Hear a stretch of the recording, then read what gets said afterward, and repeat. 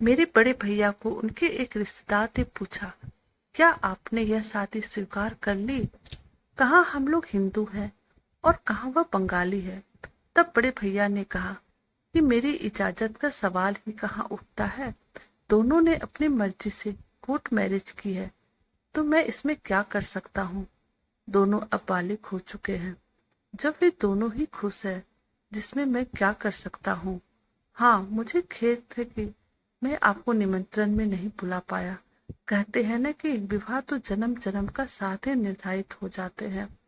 बड़े भैया ने हंसते हुए आगे कहा, मैं और आप क्या कर सकते हैं। उन रिश्तेदारों का मुंह बंद हो गया। दीपा ने एमए किया था और साथ ही बीएड भी कर लिया था। पहले एक स्कूल में और फिर एक अच्छे नामी कॉलेज में प्रोफेसर के पद पर काम कर रही थी। अनिकेत दूसरे कॉलेज में प्रोफेसर था। अक्सर मिलते जुलते रहते थे। एक दूसरे के प्रति आकर्षण ने अपना रंग जमाना शुरू कर दिया। अंत में शादी करने का भी इरादा कर लिया। दोनों परिवारों के विरोध का भी उन्हें आभास था, पर कोशिश यही थी कि शादी बिना किसी झंझट के हो जाए। बाकी देख लेंगे। आशा के विपरीत बड़े भैया ने कुछ नहीं कहा, जबकि अनिकेत के घर वालों ने कुछ समय तक असहयोग आंदोलन किया। शादी को लगभग 7 महीने हो चुके थे और ऊपरी तौर से सबकी जीवन यात्रा सुचारू रूप से चल रही थी। इतवार का दिन था। छुट्टी के हिसाब से सब काम धीरे धीरे हो रहा था। घंटी बजी तब दीपा अपने कमरे में थी। बाई के सिवा कौन होगा, वह भी तो आराम से आएगी। बड़े भैया ने धीरे धीरे उठकर दरवाजा खोला। तुम? बड़े भैया ने चौंक कर पूछा। यहाँ क्यों आए हो? दीपा से मिलने आया हूँ, अनिकेत ने झेपते हुए कहा। वह तुमसे नहीं मिलना चाहती, कहकर उन्होंने तड़ाक से दरवाजा बंद करने की कोशिश की। बड़े भैया, अनिकेत ने बड़े सम्मान से कहा, आपसे तो बात कर सकता हूँ, या आप भी मुझसे बात नहीं करेंगे? भैया ने सोचते हुए कहा, हाँ मैं तुमसे बात कर सकता हूँ, पर याद रखना मुझे तुम मूर्ख मत समझना। अनिकेत ने झुककर उनके घुटने छूते हुए कहा, ऐसे जुर्रत कर सकता हूँ क्या? ठीक है, अंदर आ जाओ। दीपा ने अनिकेत को देखा तो पास आ गई। दोनों एक दूसरे को देख रहे थे। बड़े भैया ने डांट कर कहा, तू अंदर जा, तेरा यहाँ कोई काम नहीं है। दीपा सहम कर अंदर चली गई। चाय मेज पर रखी थी। बड़े भैया ने चाय का प्याला भरकर अनिकेत की ओर बढ़ाया। यहाँ क्यों आए हो? बड़े भैया ने तीखे स्वर में प्रश्न किया। मैं दीपा को लेने आया हूँ, वह तुम्हारे साथ नहीं जाएगी। बड़े भैया ने दृढ़ स्वर में कहा, वह तुम्हारा घर हमेशा हमेशा के लिए छोड़ आई है। यहाँ उसे कोई तकलीफ नहीं है।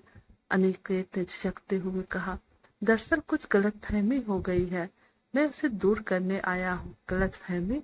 कैसी गलतफहमी? बड़े भैया ने क्रोध से कहा, क्या तुम उसे एक नौकरानी की तरह नहीं रखते? जब तुम उसे बाहर काम करने के लिए भेजते हो, तो क्या तुम्हारा और तुम्हारे घर वालों का यह कर्तव्य नहीं है कि घर के कार्यों में उसका हाथ बटाए?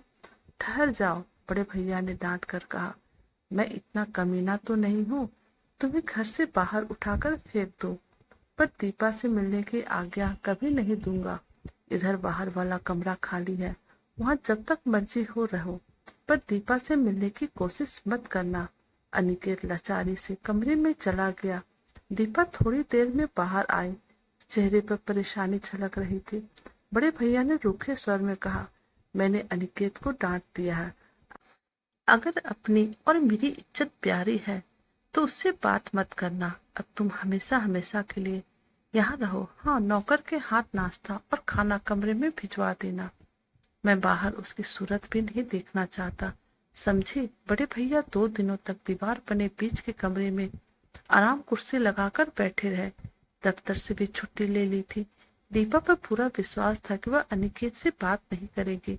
अनिकेत के ऊपर ही पहरा लगाया हुआ था, वह उकताकर चला जाए। बड़े भैया अपनी कूटनीति पर मुस्कुरा रहे थे। वे पहले ही जानते थे कि इस तरह की शादी में कोई दम नहीं होता, पर पागलों को भला कौन समझा सकता है। क्या 3 दिन हो गए? बड़े भैया ने हड़बड़ाकर आंखें खोली। न जाने कब आंखें लग गई थी। दिन चढ़ आया था। अखबार वाला कभी का अखबार बालकोनी में फेंक कर चला गया था। अजीब सा सूनापन था। दीपा, बड़े भैया ने पुकारा, अरे चाय वाय मिलेगी या नहीं? कोई उत्तर नहीं। दीपा के कमरे में झांका, कमरा खाली था। ध्यान से देखा तो उसका सूटकेस भी नदारद था। अनिकेत भी गायब था। कहाँ गए? और तब बड़े भैया हंस पड़े। आखिर उनकी तरकीब काम कर गई। अगले साल दीपा की गोद में अपना बच्चा लेकर बड़े भैया के पास आई। अनिकेत साथ में था। बड़े भैया खिलखिलाकर हंस पड़े। अब तुम दोनों उस चेक के हकदार हो जो मैंने तुम्हारी शादी के लिए रखा हुआ था। बच्चा भी है, इसलिए सूद के साथ बोनस भी दे रहा हूँ। अब आशा करता हूँ कि तुम दोनों हमेशा हमेशा एक दूसरे के साथ रहोगे। दोनों ने शर्माकर मुंह नीचे कर लिया। दोस्तों, आपको हमारी ये कहानी कैसी लगी प्लीज आप हमें कमेंट कीजिएगा और प्लीज आप हमारे चैनल को लाइक, सब्सक्राइब और शेयर कर दीजिएगा। Thank you.